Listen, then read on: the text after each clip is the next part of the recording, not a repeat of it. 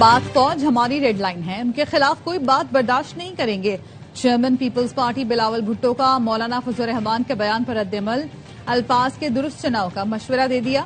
آزاد کشمیر میں ticket holders اور رہنماؤں سے خطاب نے کہا، سیاستدانوں کو موجودہ حالات میں ذمہ داری کا مظاہرہ کرنا ہوگا۔ مارکہ حق میں پاکستانی فوج نے بھارت کو عبرتناک شکست دی۔ فیلڈ مارشل عاصم منیر کی عسکری بصیرت کی دنیا معترف ہے۔ اسرائیل اور بھارت سمیت عالمی قوتیں پاکستان کے خلاف سازشیں کر رہی ہیں۔ دشمن کو ہمارے اندرونی حالات سے فائدہ نہیں اٹھانے دینا چاہیے۔ آزاد کشمیر میں بحران وفاقی وزراء کے بیانات کی وجہ سے پیدا ہوا۔ اب وفاقی حکومت کو ہی یہ بحران ختم کرنا ہے۔ کشمیر کا فیصلہ کشمیری ہی کریں گے، کون کشمیری ہے کون نہیں، یہ فیصلہ اسلام آباد میں بیٹھا کوئی شخص نہیں کر سکتا۔ احتجاج کی آڑ میں کسی کو تشدد کرنے کی اجازت ہرگز نہیں دی جائے گی۔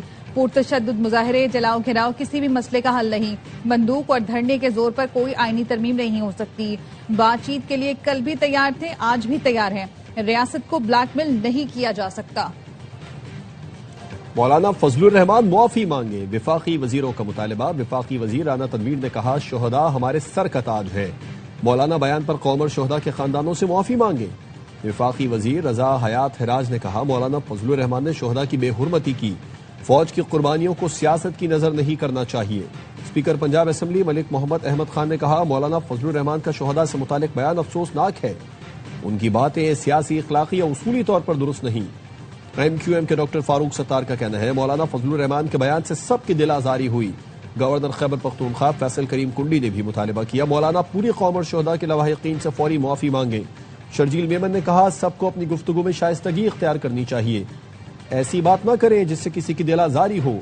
گلگت بلتستان اسمبلی میں مولانا فضل الرحمان کے بیان کے خلاف مذمتی قرارداد جمع۔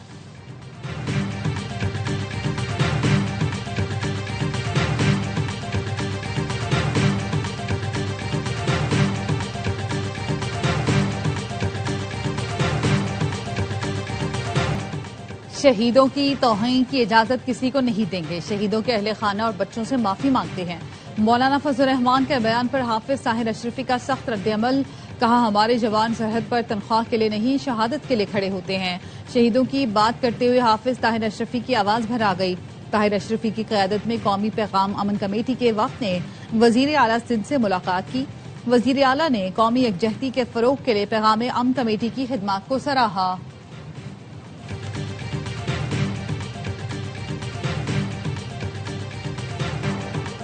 مولانا فضل الرحمان کے متنازع بیان پر پٹیشن، گجرانوالہ کی عدالت نے سربراہ جے یو آئی کو 28 جولائی کو طلب کر لیا۔ لاہور سیشن کورٹ میں مولانا فضل الرحمان کے خلاف اندراج مقدمہ کی درخواست، عدالت نے ڈائریکٹر این سی سی آئی سے جواب طلب کر لیا۔ سماعت 17 اگست تک ملتوی۔ کراچی بار ایسوسی ایشن کی مولانا فضل الرحمان کے بیان کی مذمت، صدر کراچی بار ایسوسی ایشن نے کہا، وفاقی حکومت مولانا فضل الرحمان کے بیان کے خلاف قانونی کارروائی کرے، مولانا فضل الرحمان اپنے بیان پر معذرت کریں۔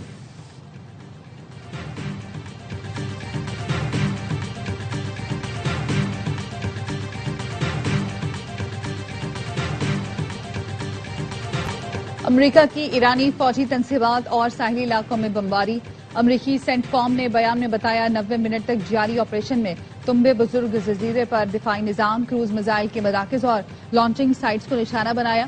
حملوں کا مقصد ایران کی آبنہ ہرمز میں تجارتی جہازوں پر حملوں کی صلاحیت کو کمزور کرنا ہے۔ امریکی حملوں میں 7 فوجی شہید، متعدد زخمی ہوئے۔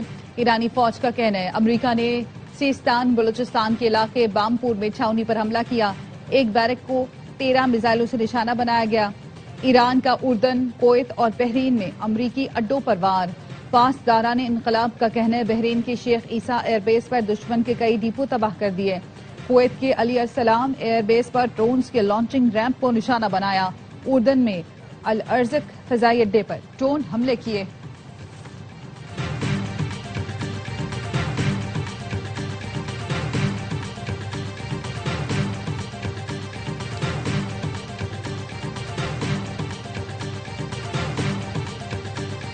معاہدہ نہ ہوا تو اگلے ہفتے ایران کے بجلی گھروں پر حملے کیے جا سکتے ہیں۔ امریکی صدر ڈونلڈ ٹرمپ نے خبردار کر دیا۔ فاکس نیوز کو انٹرویو میں کہا کہ ایران پر حملے تب تک جاری رہیں گے جب تک میں نہ کہہ دوں کہ بس بہت ہو گیا۔ ایسے لوگ بھی ہیں جو ہمارے لیے زمینی کارروائی کریں گے۔ امریکہ نے منگل کو ایران کے ساتھ بات چیت کی اور معاہدہ کرنے پر زور دیا۔ ایران کو بری طرح نشانہ بنا رہے ہیں۔ ایران میں ابھی کچھ جنگ لڑنے کی صلاحیت باقی ہے لیکن یہ بہت زیادہ نہیں ہے۔ ایران کے صدر مسعود پزشکیان کہتے ہیں ٹرمپ کے بیانات کا جواب الفاظ نہیں عمل سے دیں گے، اپنی سرزمین کے ایک ایک انچ کا ہر قیمت پر دفاع کریں گے۔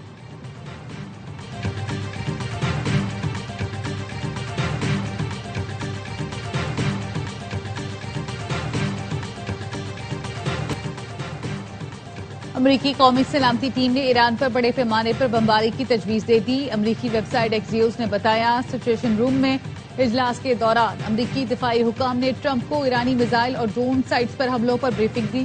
امریکی صدر کو بتایا گیا پینٹاگون نے ایران کے خلاف فوجی مہم کی تیاریاں مکمل کر لی ہیں۔ امریکی صدر نے بناب اسکول پر حملہ AI قرار دیا۔ فاکس نیوز کو انٹرویو میں کہا مجھے نہیں لگتا بناب اسکول پر کوئی حملہ ہوا تھا، اسکول کی جو تصویریں سامنے آئیں وہ AI سے بنی ہوئی تھیں۔ ایران کے اسکول پر حملے میں 168 بچے شہید ہوئے تھے۔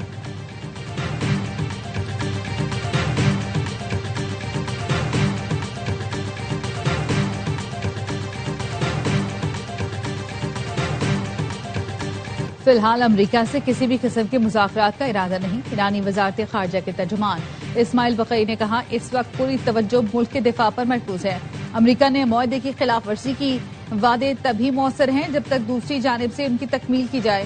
ایرانی اسپیکر باقر غالباف کہتے ہیں ایران اپنے شہداء کے خون کا بدلہ ضرور لے گا، دشمن کی دھمکیوں سے نہیں ڈرتے، اس کے جرائم کا فیصلہ کن جواب دیا جائے گا۔ دشمن ایرانی عوام میں مایوسی، خوف و اختلاف پیدا کرنا چاہتا ہے۔ ہرمز میں ہماری طاقت عوام کی حمایت میدان میں حاصل قوت کا نتیجہ ہے۔ جنگ یا مذاکرات کا فیصلہ قومی سلامتی اور قومی مفاد کی بنیاد پر ہوتا ہے۔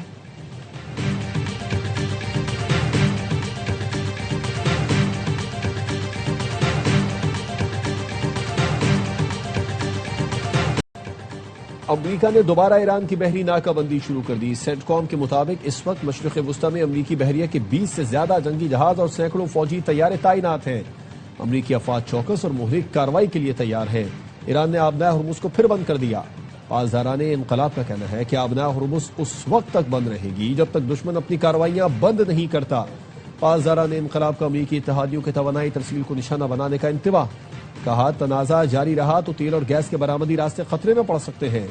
خطے سے توانائی کی برآمدات سب کے لیے ہوں گی یا کسی کے لیے نہیں۔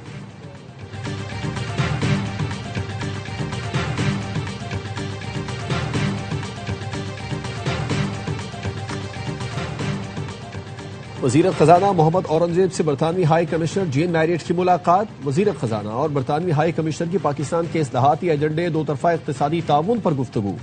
وزارت خزانہ کے اعلامیے کے مطابق ملاقات میں وفاقی بجٹ کی کامیابی، منظوری اور جاری مالیاتی استحکام کی کوششوں پر بھی بات ہوئی۔ پاک برطانیہ اقتصادی و ترقیاتی تعاون مضبوط بنانے پر بھی تبادلہ خیال۔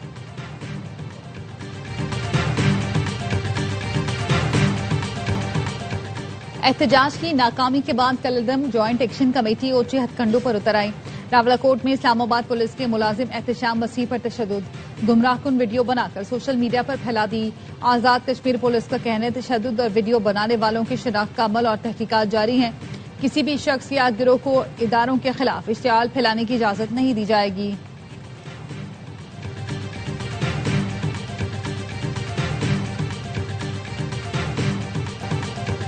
بلوچستان میں شابان کے علاقے سے 4 افراد کی لاشیں ملی۔ پولیس کا کہنا ہے چاروں افراد کو گزشتہ دنوں دہشت گردوں نے اغوا کیا تھا۔ جاں بحق افراد میں ASF انسپکٹر زبیر احمد اور سابق کارپورل خلیل الرحمان شامل۔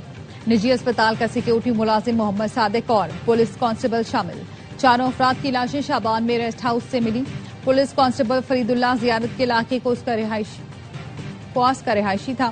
اہل خانہ کے مطابق فرید اللہ 25 جون کو ڈیوٹی پر جاتے ہوئے اغوا ہوا تھا۔ سرکاری وسائل کا درست استعمال نہ کرنا زیادتی ہے، نوجوانوں کو کورس کے لیے چین بھیجنا شروع کیا، میرٹ کی دھجیاں اڑائی گئیں، سفارشی لوگ بھیجے جا رہے تھے۔ وزیر اعظم شہباز شریف کا انکشاف۔ اسلام آباد میں لائف سٹاک سے متعلق تقریب سے خطاب میں کہا زراعت اور لائف سٹاک پر محنت کریں تو وہ 1 سال میں اپنی معیشت بحال کر سکتے ہیں۔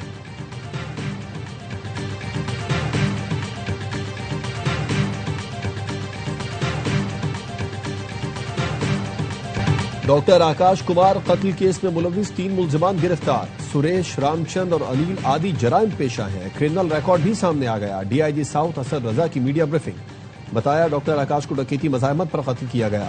تینوں گرفتار ملزمان کا تعلق اندرون سندھ سے ہے. وزیر مملکت کھیلداس کوہستانی کے ڈاکٹر آکاش کے گھر آمد. وزیر اعظم کی طرف سے آکاش کے خاندان سے تعزیت اور تعاون کا یقین دلایا. ڈاکٹر آکاش کو بے دردی سے قتل کیا گیا. واقعے کی جتنی مذمت کی جائے کم ہے. پوری ہندو برادری اس غم میں برابر کی شریک ہے.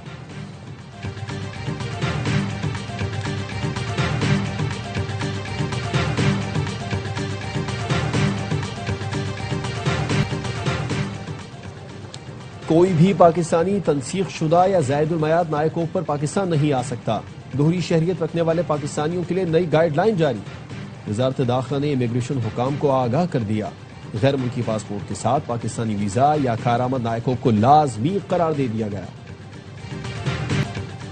سعودی عرب کے دارالحکومت ریاض میں گیس سلنڈر کا دھماکہ. 6 پاکستانی مزدور جاں بحق. 5 افراد کا تعلق مانسہرہ سے ہے. 1 کا تعلق پنجاب سے ہے. سعودی حکام کے مطابق حادثہ گزشتہ رات پیش آیا. جاں بحق پاکستانیوں میں محمد سعید، عابد حسین، عبد الرحمان، محمد سفیر اور محمد رستم شامل ہیں.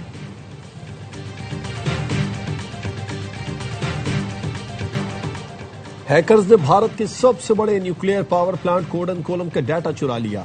19,000 فائلیں چوری کی گئی. رائٹرز کے مطابق ransomware group World Leaks نے بھارتی نیوکلیئر پاور پلانٹ کی ہزاروں فائلیں ڈارک ویب پر اپلوڈ کر دی.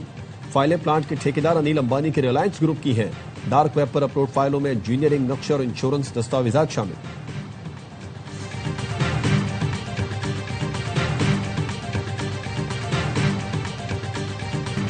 بڑھتی ہوئی آبادی بڑا چیلنج ہے. آبادی میں اضافے اور موسمیاتی تبدیلی کے چیلنجز سے نمٹنا وقت کی اہم ضرورت ہے. وفاقی وزیر خزانہ محمد اورنگزیب کا سیمینار سے خطاب. کہا آبادی کنٹرول کرنے کے لیے جہاں تک ممکن ہوا حکومت مسلسل مدد، تعاون اور معاونت فراہم کرتی رہے گی. وزیر صحت مصطفیٰ کمال کہتے ہم 5 سال میں آسٹریلیا جتنی آبادی پیدا کر رہے ہیں. آبادی اور وسائل میں توازن ناگزیر ہے. ماں اور بچے کی صحت حکومت کی اولین ترجیح ہے. عوامی آگہی سے آبادی پر قابو پایا جا سکتا ہے.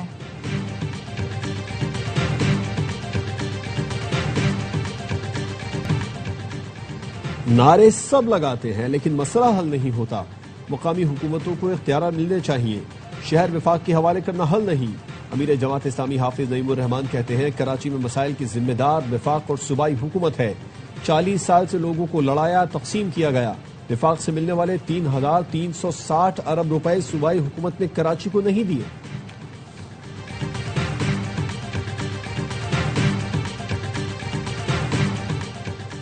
وفاقی آئینی عدالت نے سندھ پبلک سروس کمیشن کے خلاف انکوائری کا حکم معطل کر دیا.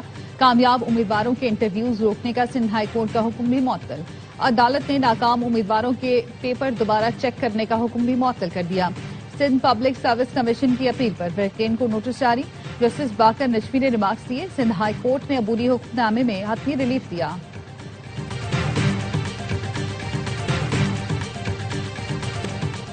اور تھریز انٹرٹینمنٹ کی پیشکش ڈرامہ سیریل در نجات کا ٹیزر ریلیز کر دیا گیا.